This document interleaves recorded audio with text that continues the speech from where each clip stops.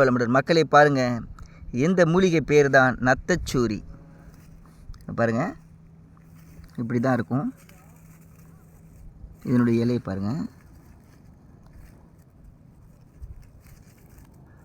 எத்தை சொன்னாலும் அத்தை செய்யும் நத்தச்சூரி.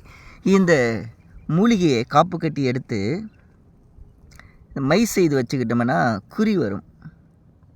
குறி சொல்கிறதுக்கு இந்த மை அதிகமாக பயன்படுது.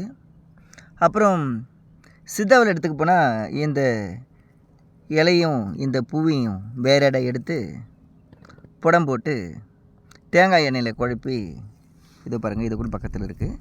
தேங்காய் எண்ணெயில் குழப்பி அதை தடவினோம்னா இந்த காலில் புண்ணு, ஆறாத புண்ணுங்கள்லாம் ஆறிடும். இந்த செடி தாங்க அது. பாருங்கள் மக்களே, இது இப்படி தான் இருக்கும். இந்த பூவில் அப்படியே முள்ளாக இருக்கும். ஒரு நத்தையை கொண்டு வந்து பக்கத்தில் வச்சோம்னா நத்தை தானாக கைட்டிக்கும்.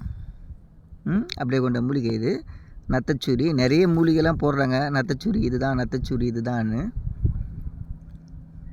ஆனால் இதுதான் ஒரிஜினல் நத்தச்சூரி.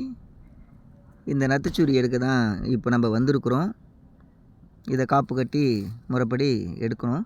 இது கட்டாந்தரையாக இருக்கிறதுனால இங்கே பாருங்கள், இதுமாரி இடத்துல தான் இது அதிகமாக இருக்கும். கட்டாந்தரையாக இருக்கிறதுனால இதுக்கு தண்ணி ஊற்றி ஊற வச்சு தான் இது எடுக்கணும். எடுத்துகிட்டு போகிறது தான் வந்திருக்கேன்.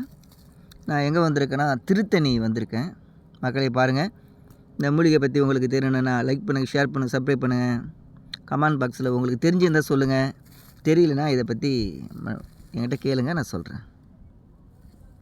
வாழ்க வளமுடன்.